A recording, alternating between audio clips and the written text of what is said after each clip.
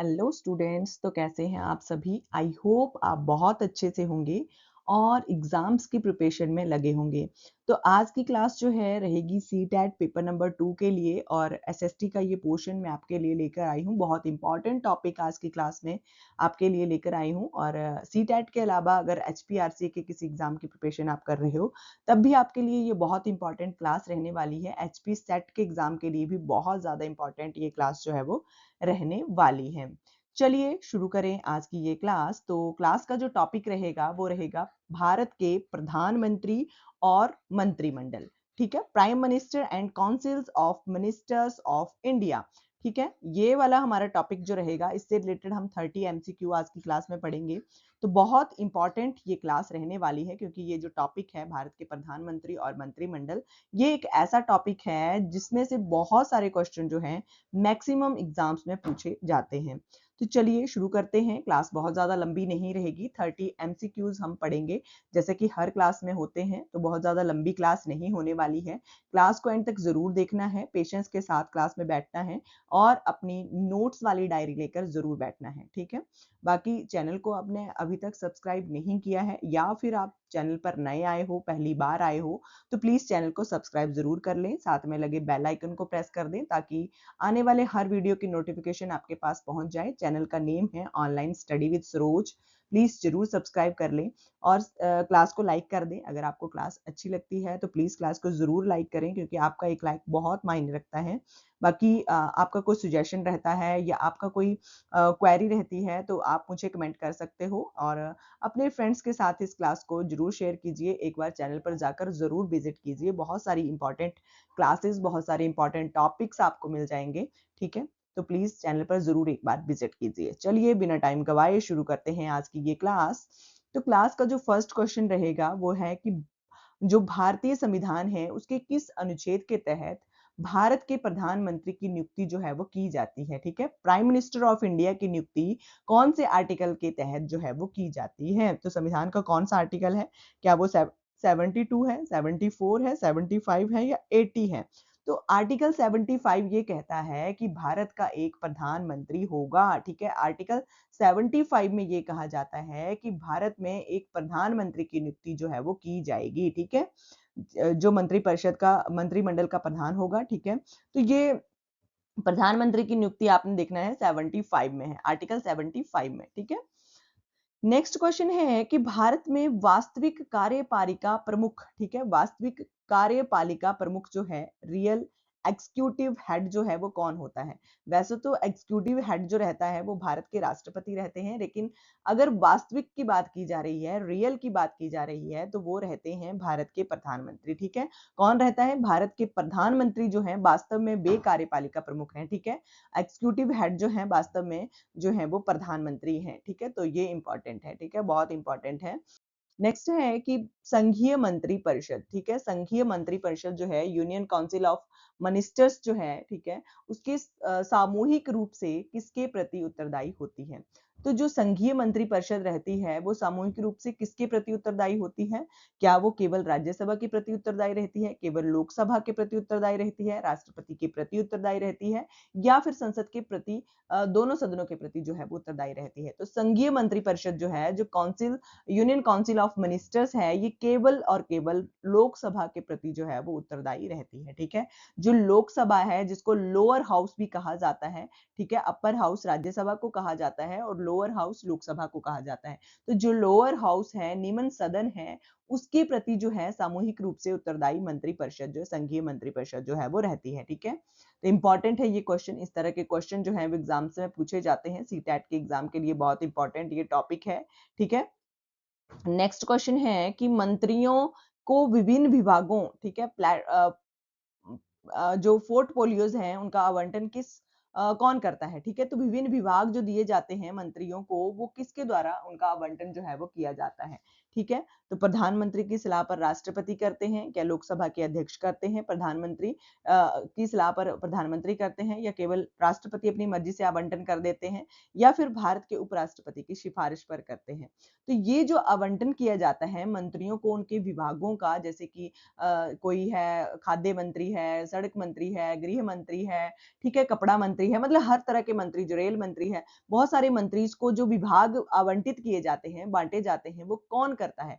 तो ये प्रधानमंत्री की सलाह पर राष्ट्रपति जो है वो उनको आवंटित करते हैं, ठीक है। तो उनको जो विभागों का आवंटन जो किया जाता है वो एक राष्ट्रपति के द्वारा किया जाता है, लेकिन प्रधानमंत्री की सलाह पर, जो प्रधानमंत्री कहेंगे उनको वही विभाग जो है वो दिया जाएगा, ठीक है। तो इंपॉर्टेंट है ये भी। नेक्स्ट क्वेश्चन हम देखते हैं कि प्रधानमंत्री बनने के लिए न्यूनतम आयु सीमा क्या होनी चाहिए यदि वे लोकसभा के सदस्य हैं तो, ठीक है। यदि वे लोकसभा के सदस्य हैं, जो लोअर हाउस है उसके एक मेंबर हैं, तो उनको फिर न्यूनतम आयु कितनी चाहिए? उनकी जो मिनिमम एज लिमिट है वो कितनी सेट की गई है?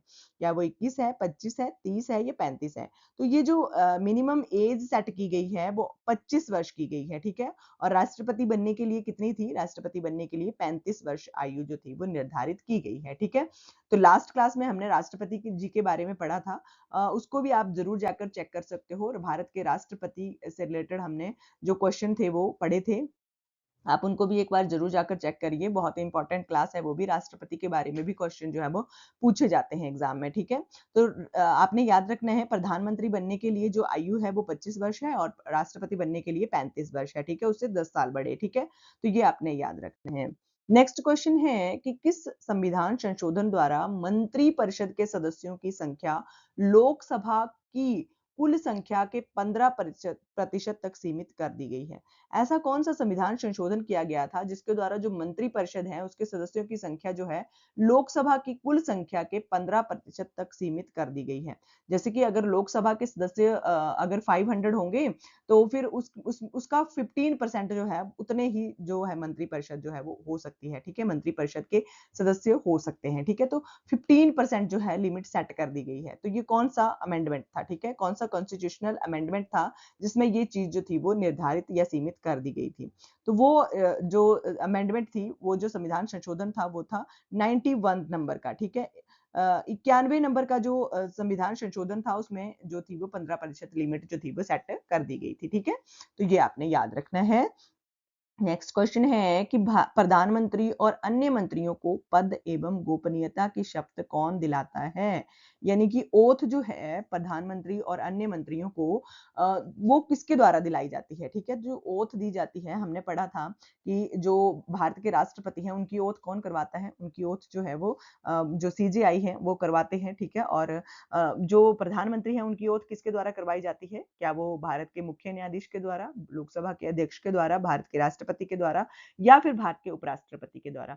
ये जो प्रधानमंत्री को ओथ दिलवाई जाती है वो भारत के राष्ट्रपति यानी कि प्रेसिडेंट ऑफ इंडिया के द्वारा ओथ जो है वो प्रधानमंत्री को भी और अन्य मंत्रियों को भी दिलवाई जाती है राष्ट्रपति के द्वारा, ठीक है, प्रेसिडेंट ऑफ इंडिया के द्वारा, ठीक है। ये आपने याद रखना है।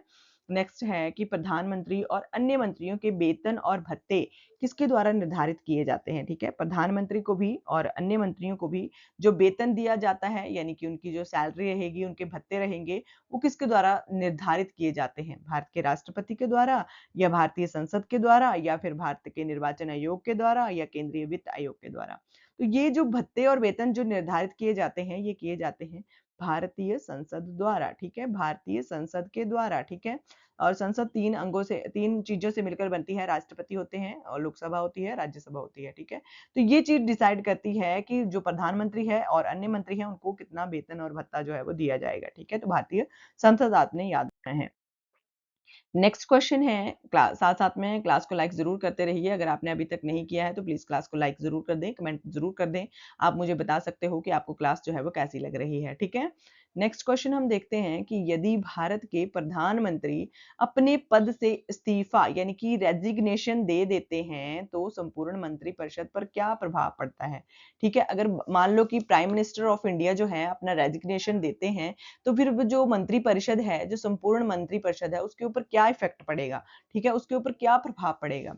क्या मंत्रिपरिषद का कार्यकाल जारी रहता है, राष्ट्रपति किसी अन्य को तुरंत मंत्री चुनते हैं, या फिर संपूर्ण मंत्री परिषद जो है वो स्वतः ही भंग हो जाती है, या केवल गृह मंत्री कार्यभार संभालते हैं। अगर प्रधानमंत्री जो है, प्राइम मिनिस्टर जो है, वो रेजिग्नेशन दे देते हैं तो संपूर्ण मंत्री परिषद जो है वो स्वतः ही अपने आप ही भंग जो है वो हो जाती है। ठीक है, तो ये भी आपने याद रखना है कि अगर जो प्रधानमंत्री है वो रेजिग्नेशन देते हैं तो फिर मंत्री परिषद जो है वो अपने आप ही भंग जो है वो हो जाती है। ठीक है, स्वतः ही भंग हो जाती है। ठीक है, नेक्स्ट है कि यदि कोई व्यक्ति संसद के किसी भी सदन का सदस्य नहीं है तो वह अधिकतम कितने समय तक मंत्री पद पर रह सकता है। ठीक है, यानी कि कोई भी व्यक्ति जो है वो संसद के किसी भी सदन का सदस्य नहीं, ना वो राज्यसभा का सदस्य है, ना वो लोकसभा का सदस्य है, तो वो अधिकतम कितने टाइम तक जो है वो मंत्री के पद पर रह सकता है। 3 महीने तक, 6 महीने तक, 1 वर्ष तक, या फिर मंत्री बन ही नहीं सकता है। वो लगभग 6 महीने तक जो है वो मंत्री पद पर रह सकता है। उसको 6 महीने के अंदर अंदर जो है या तो वो लोकसभा की या फिर राज्यसभा की सदस्यता जो है वो प्राप्त करनी होती है। उसके पास 6 महीने का टाइम होता है। अगर इन 6 महीनों के दौरान वो किसी भी सदन का सदस्य नहीं बन पाता है तो उसका जो मंत्रिपरिषद है या मंत्री पद है वो समाप्त हो जाता है। ठीक है, ये आपने याद रखना है। चलिए चलिए अगर हम नेक्स्ट क्वेश्चन की बात करते हैं तो नीति आयोग जो है और राष्ट्रीय विकास परिषद जो है, ठीक है, नीति आयोग और राष्ट्रीय विकास परिषद एनडीसी जो है उसका पदेन अध्यक्ष जो होता है, एक्स ऑफिसो चेयरमैन जो रहता है, वो कौन होता है। तो इन दोनों का जो नीति आयोग का और राष्ट्रीय विकास परिषद का जो अध्यक्ष रहता है, वो पदेन अध्यक्ष जो रहता है वो कौन रहता है। ठीक है, कौन होता है, क्या वो भारत के राष्ट्रपति होते हैं, केंद्रीय वित्त मंत्री होते हैं, भारत के प्रधानमंत्री होते हैं, या नीति आयोग के उपाध्यक्ष होते हैं। तो ये जो नीति आयोग है और राष्ट्रीय विकास परिषद है, इनके जो अध्यक्ष रहते हैं, इनके जो पदेन अध्यक्ष रहते हैं वो भारत के प्रधानमंत्री रहते हैं। फिर वो भारत के प्रधानमंत्री जो कोई भी होंगे, ये नीति आयोग के भी प्रधान होंगे यानी कि पदेन अध्यक्ष होंगे, और राष्ट्रीय विकास परिषद के भी अध्यक्ष जो है वो होंगे। ठीक है, तो एक्स ऑफिसो चेयरमैन जो रहते हैं नीति आयोग और राष्ट्रीय विकास परिषद के, वो भारत के प्रधानमंत्री रहते हैं। ठीक है, तो ये इंपॉर्टेंट है, बहुत इंपॉर्टेंट है, ये क्वेश्चन आपने याद रखना है। नेक्स्ट है कि राष्ट्रपति और मंत्री परिषद के बीच संपर्क की मुख्य कड़ी के रूप में कौन कार्य करता है। तो संपर्क की मुख्य कड़ी जो है उसके उसके लिए कौन कार्य करता है, उसके लिए क्या लोकसभा अध्यक्ष कार्य करते हैं, क्या भारत के प्रधानमंत्री कार्य करते हैं, क्या भारत के महान्यायवादी कार्य करते हैं, या केंद्रीय गृह मंत्री कार्य करते हैं। तो राष्ट्रपति और मंत्री परिषद के बीच संपर्क या फिर संवाद की जो कड़ी का काम करते हैं, एक तरह से दोनों में जो संपर्क करवाते हैं, ठीक है, तो वो कौन करवाते हैं, वो भारत के प्रधानमंत्री, ठीक है, प्राइम मिनिस्टर ऑफ इंडिया जो है वो मंत्री परिषद और राष्ट्रपति के बीच में संवाद या फिर संपर्क का काम जो है वो करते हैं। ठीक है, नेक्स्ट है केंद्रीय मंत्री परिषद में मंत्रियों की कितनी श्रेणियां होती हैं। तो जो केंद्रीय मंत्री परिषद रहता है उसमें मंत्रियों की कितनी श्रेणियां होती हैं, कितनी स्टेजेस रहती हैं। ठीक है, तो कितने टाइप्स के मंत्री रहते हैं, तो 3 श्रेणियां होती हैं। एक होते हैं कैबिनेट मंत्री, एक होते हैं राज्य मंत्री, और एक होते हैं उप मंत्री। ठीक है, 3 श्रेणियां जो है वो रहती हैं, कैबिनेट मंत्री, राज्य मंत्री और उप मंत्री। ठीक है, तो केंद्रीय मंत्री परिषद में 3 टाइप्स के मंत्री जो है वो रहते हैं। ठीक है, 3 टाइप के मिनिस्टर जो है वो होते हैं। ठीक है, नेक्स्ट क्वेश्चन देखते हैं कि केंद्रीय कैबिनेट या फिर केंद्रीय मंत्रिमंडल जो रहता है उसकी बैठकों की अध्यक्षता कौन करता है। जो केंद्रीय मंत्रिमंडल रहता है उसकी बैठकों की अध्यक्षता कौन करता है, क्योंकि भारत के प्रधानमंत्री जो है वो मंत्रिमंडल के अध्यक्ष रहते हैं, तो फिर वही अध्यक्षता करेंगे। ठीक है, तो जो अध्यक्षता करते हैं इन बैठकों की वो भारत के प्रधानमंत्री करते हैं। ठीक है, भारत के जो भी प्रधानमंत्री रहेंगे, प्राइम मिनिस्टर ऑफ इंडिया रहेंगे, वही उस मंत्री मंडल की अध्यक्षता जो है वो करेंगे। ठीक है, जैसे कि हमने देखा कि अगर जो प्रधानमंत्री है वो रेजिग्नेशन देते हैं तो फिर मंत्रिपरिषद भी स्वतः ही भंग हो जाती है। तो उसी तरह से अगर वही वही प्रधान है, ठीक है, उनका इतना इफेक्ट अगर मंत्रिपरिषद के ऊपर पड़ रहा है तो फिर मंत्रिमंडल की अध्यक्षता भी वही करेंगे, ठीक है। तो भारत के प्रधानमंत्री जो है वो बैठकों की अध्यक्षता करते हैं। साथ साथ में क्लास को शेयर करते रहिए अपने फ्रेंड्स के साथ, अपने किसी नोन के साथ, या आपका कोई रिलेटिव है जो इन एग्जाम्स की प्रिपरेशन कर रहा है तो प्लीज उनके साथ क्लास को जरूर शेयर कर दीजिए, चैनल को जरूर सब्सक्राइब कर लीजिए, ठीक है। नेक्स्ट क्वेश्चन देखते हैं कि भारत के प्रथम प्रधानमंत्री कौन थे, ठीक है, जिनका कार्यकाल सबसे लंबा रहा है। तो भारत के प्रथम प्रधानमंत्री पूछे हैं। सबसे पहले आगे की लाइन हम नहीं देखेंगे क्योंकि हो सकता है कि इनका जो कार्यकाल है वो अभी मोदी जी का भी बहुत लंबा हो चुका है, तो हो सकता है मतलब कि डिफीट कर दिया हो उन्होंने, मतलब कि हो सकता है मोदी जी का कार्यकाल जो है वो इनसे लंबा हो चुका हो। तो हम पहला ही क्वेश्चन देखते हैं, फर्स्ट लाइन ही हम देखते हैं कि भारत के प्रथम प्रधानमंत्री कौन थे। तो ये तो आई होप बहुत आसान क्वेश्चन है और बहुत इजी है, मतलब कि एक बेसिक सा क्वेश्चन है कि पंडित जवाहरलाल नेहरू जो थे वो ही भारत के प्रथम प्रधानमंत्री बने थे। उद्देश्य प्रस्ताव जो था जो 13 दिसंबर 1946 थी, संविधान सभा में इनके द्वारा उद्देश्य प्रस्ताव लाया गया था। ये भी आपने याद रखना है। पंडित जवाहरलाल नेहरू जी बहुत इंपॉर्टेंट रोल प्ले करते हैं भारत की आजादी में, ठीक है। तो ये भारत के प्रथम प्रधानमंत्री बने थे, ठीक है। नेक्स्ट क्वेश्चन है कि भारत की प्रथम महिला प्रधानमंत्री कौन बनी थी। महिला प्रधानमंत्री बतानी है जो भारत में प्रथम बार बनी थी, ठीक है। जो ऐसी लेडीज जो प्रेसिडेंट सॉरी प्राइम मिनिस्टर बनी थी वो कौन थी, ठीक है। तो ये बनी थी श्रीमती इंदिरा गांधी, ठीक है। श्रीमती इंदिरा गांधी जो थी वो भारत की प्रथम प्रधानमंत्री बनी थी और ये पंडित जवाहरलाल नेहरू जी की ही बेटी थी, ठीक है। तो ये भी आपने याद रखना है, ठीक है। तो प्रेसिडेंट की बात अगर हम करें, भारत की प्रथम जो पहली जो प्रेसिडेंट बनी थी तो वो प्रतिभा पाटिल जी बनी थी, ठीक है। कौन बनी थी? प्रतिभा पाटिल जी बनी थी, ठीक है। नेक्स्ट है कि संविधान की किस एकमात्र अनुच्छेद में कैबिनेट यानी कि मंत्रिमंडल शब्द का उपयोग जो है वो किया गया है, ठीक है। एकमात्र ऐसा अनुच्छेद है जिसमें कैबिनेट का यानी कि मंत्रिमंडल शब्द का उल्लेख जो है वो किया गया है, ठीक है। तो वो कौन सा अनुच्छेद है? क्या वो 74 है, 75 है, 352 है या 356 है?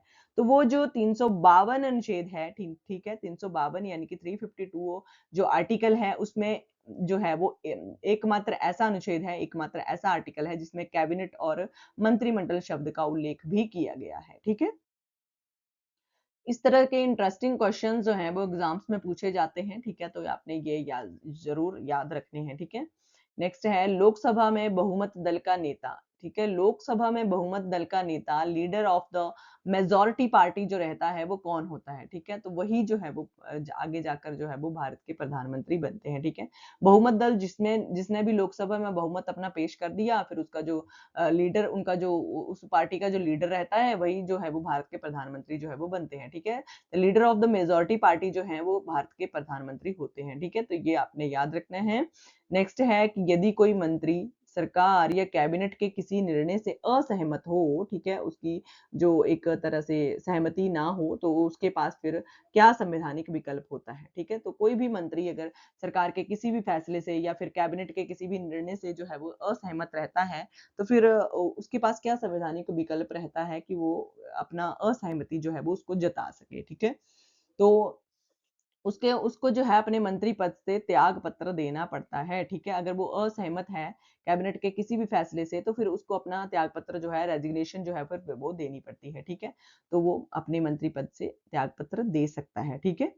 नेक्स्ट है कि राष्ट्रीय एकता परिषद, ठीक है, राष्ट्रीय एकता परिषद, ठीक है, नेशनल इंटीग्रेशन जो काउंसिल है उसकी अध्यक्षता किसके द्वारा की जाती है? तो राष्ट्रीय एकता परिषद की अध्यक्षता जो है वो भी भारत के प्रधानमंत्री के द्वारा ही की जाती है, ठीक है। अभी हमने पढ़ा नीति आयोग और राष्ट्रीय विकास परिषद, ठीक है, और साथ में ये भी जोड़ लेंगे राष्ट्रीय एकता परिषद, ठीक है। तो इन सभी की अध्यक्षता जो है वो भारत के प्रधानमंत्री के द्वारा ही की जाती है, ठीक है।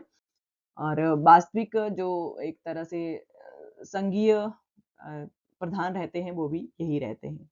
नेक्स्ट क्वेश्चन है कि प्रधानमंत्री कार्यालय जिसको पीएमओ कहा जाता है, ठीक है, प्रधानमंत्री कार्यालय जो है उसके प्रशासनिक रूप से किस विभाग का दर्जा प्राप्त है? तो प्रधानमंत्री कार्यालय को प्रशासनिक रूप से किस विभाग का दर्जा प्राप्त है? स्वायत्त निकाय का, एक स्वतंत्र मंत्रालय का, एक गैर संवैधानिक सलाहकार समिति का, या फिर एक विभाग डिपार्टमेंट का दर्जा, ठीक है। तो जो एक पीएमओ का जो प्रशासनिक रूप से जो विभाग है उसको एक विभाग का दर्जा जो है वो प्राप्त है, ठीक है। किस विभाग का? एक विभाग का, डिपार्टमेंट का दर्जा जो है वो उसको प्राप्त है, ठीक है। तो पीएमओ जो यानी कि प्रधानमंत्री का जो कार्यालय रहता है उसको विभाग का दर्जा जो है वो प्राप्त है, ये आपने याद रखना है।